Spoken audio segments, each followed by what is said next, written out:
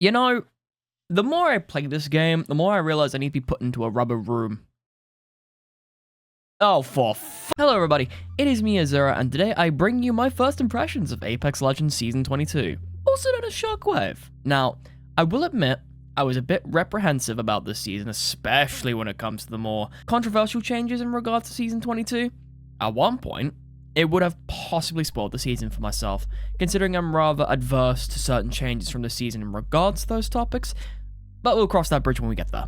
However, I would say that so far, the season experience has been a rather positive experience from a gameplay perspective, and some changes I would hail Respawn in high regard as these changes are in a good direction and have made a much more positive effect on the game as a whole.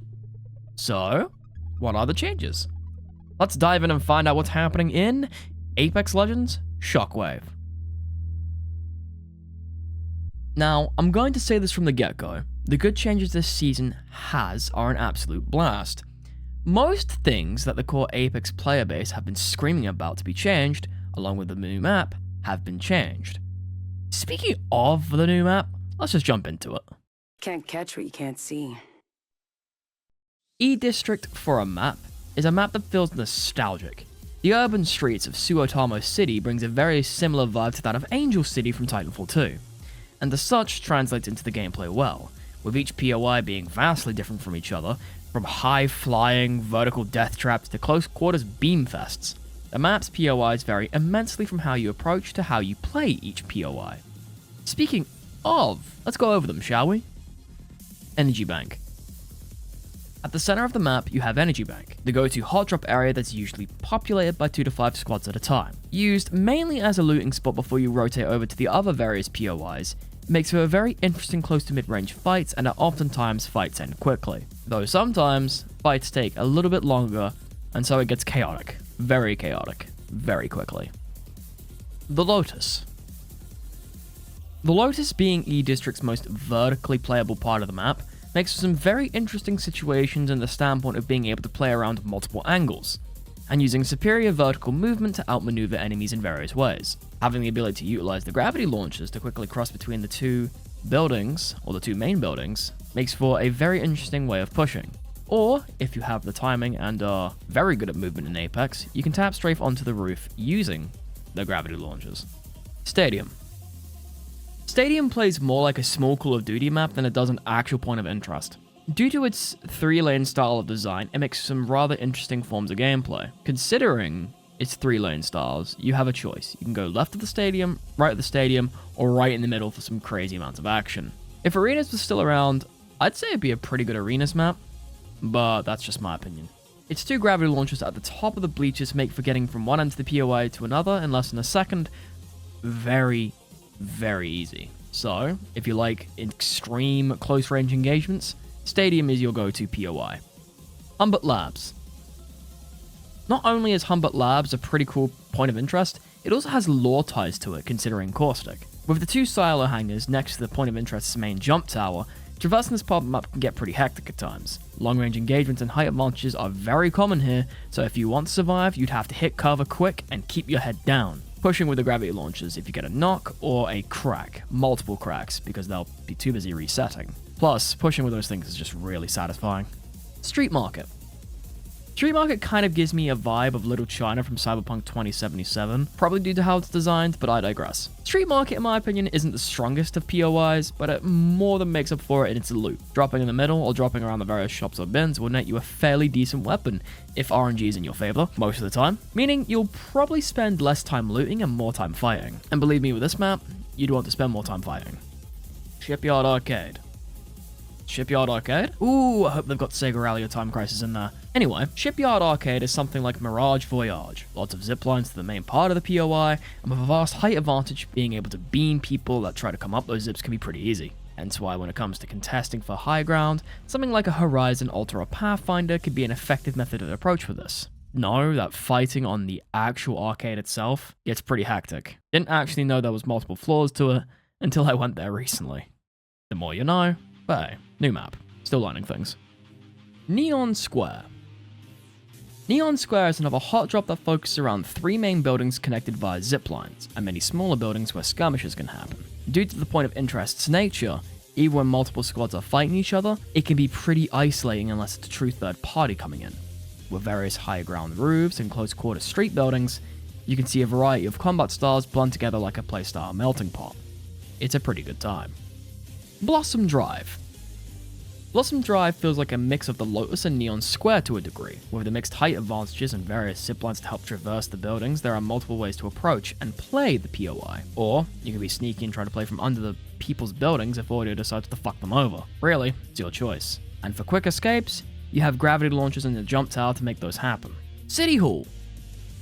City Hall is your average 3-building POI separated by a courtyard in the middle. You have the 2 buildings on the left and the right, with the main bulk building in the middle. All these buildings hold the loot, but most people play the main building, with the zipline in the middle making for the traversing of both floors a blast. Crossing the courtyard can be a dangerous thing if you get caught out, but it's a risk worth taking if you want to challenge for God Spot on this POI. Heights.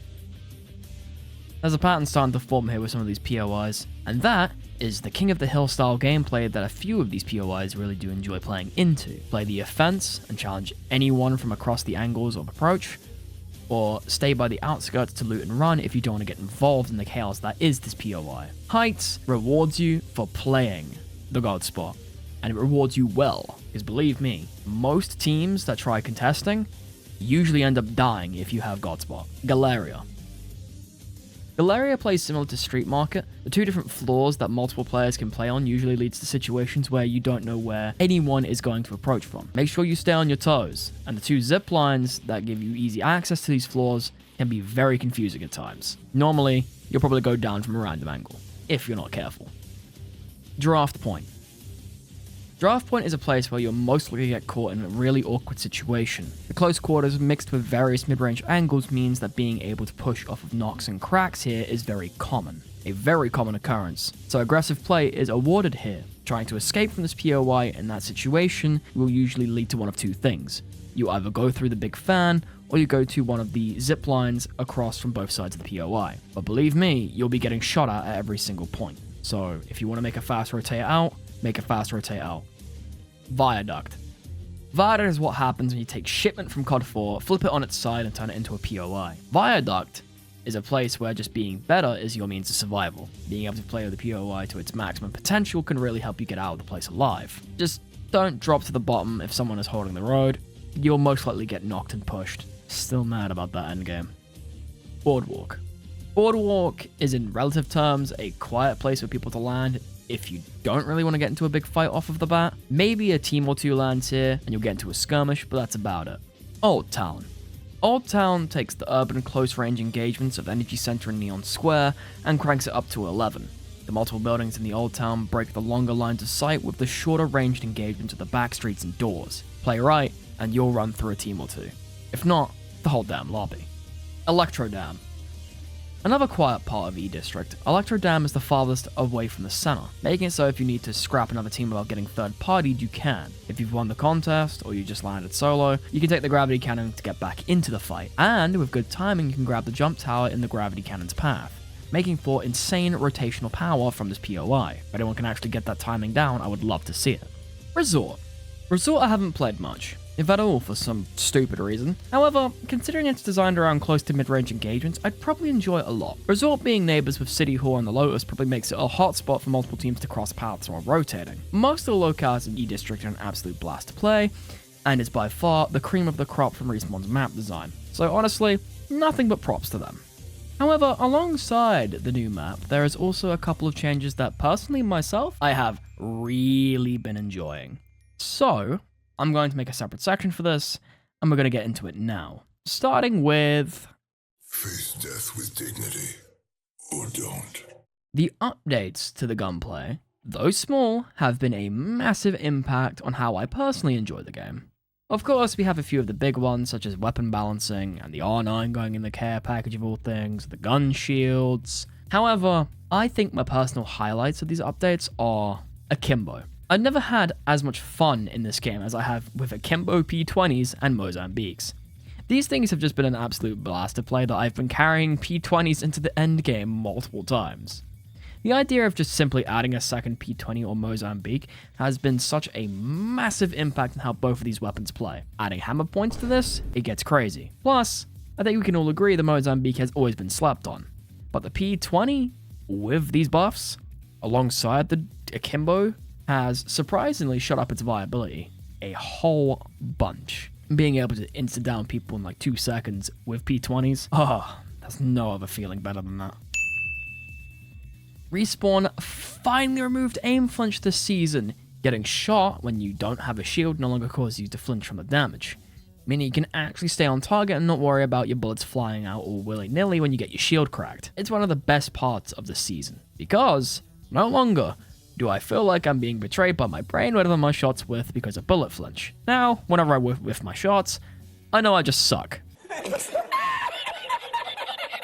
However, you'll still get flinch from the ring, but that is to add the extra lethality of the ring. Because let's be honest, no one likes missing shots. I know for a fact I don't.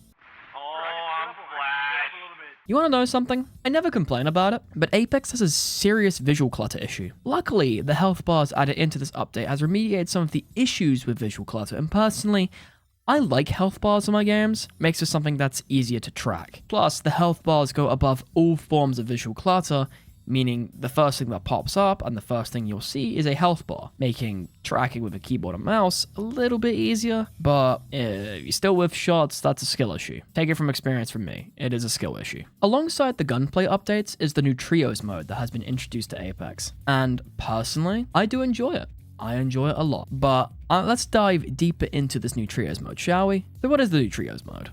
Well, that was a classic case of foolish right there, I'm afraid. I'll admit, when I first saw this mode, I thought it would be an absolute shit show, especially with the usual chaos of pubs, but Trios Revival makes that chaos somewhat manageable. Being able to spawn in again and again if someone in your squad is still alive makes for a much more thrilling experience than looting for 20 minutes and dying to the one team that stomps the whole lobby. Because that is usually what's happening in base trios, or duos. And then again, usually with the case of duos, it's a solo. So what did Respawn decide to do? Make it so everyone can get kills and feel like they're stomping lobbies.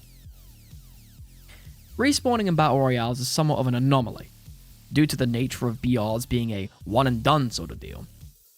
However, Apex has been able to balance the respawns with a timer that is affected by your squad's active performance. Knocks and doing 300 damage reduce the timer by 2.5 seconds, kills reduce the timer by 10 seconds, and dying increases the timer by 10 seconds. In this case, the more damage you do, the more kills you get, the more consistently you can keep respawning. It makes the game feel fun.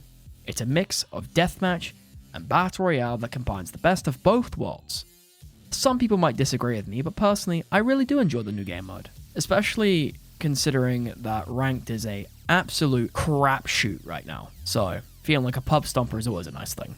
However, there are some questionable choices, and just outright bad choices that the new update brings. So I might as well get into them now, because I ain't leaving this to fester for much longer. At a certain point, I need to stop glazing this game harder than an employee working at a Krispy Kreme's, so we might as well get into the more questionable choices that Respawn have made this season. Starting with... Why are we still here? Just to suffer? I'm going to be brutally honest, what is with these UI changes? Most of them have made navigating the menus unnecessarily complicated. The store isn't a new change, but of how bloated everything has gotten in the store, I can't exactly leave it as is. Even though the store is the only functional thing that most game execs actually give a shit about due to more money. Granted, in comparison to the old shop, there is a whole lot more accessibility and, freedom of choice on how you want to waste your money on a bunch of fucking pixels on a screen, but the UX just screams Monster Energy R style branding. Looking at you, misaligned text in the Apex Pack section. Looking at you. On top of that, the challenge menu has gotten so unnecessarily complicated to navigate that it's actually harder to find what you're supposed to be doing. I'll admit, the old challenge screen UI wasn't perfect, but it was better than whatever the hell this is. And personally, maybe it's just because of the whole Apex adage of being adverse to change, but this one is just genuinely more negative. The UX has suffered in terms of quality, and personally, I'd like a revert, but who am I kidding? It's not gonna happen. Oh shit, here we go again.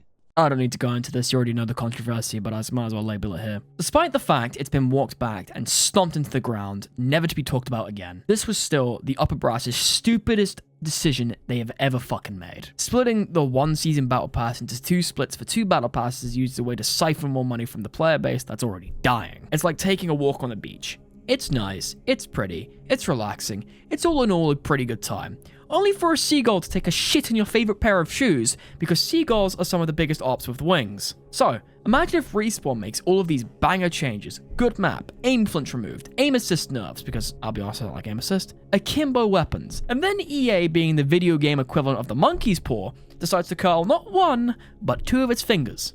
The next thing you know, you're tied up to a lamppost with an EA exec burning your wallet in front of you like a deranged form of torture. Plus, the whole idea of having multiple versions of a battle pass reminds me of those fucking scam-ass game editions that come with the useless padded content that should have just been in the game since day one with no extra purchases needed. It's the decision of the upper brass with cases such as this that tarnish and taint any form of goodwill that the game garners.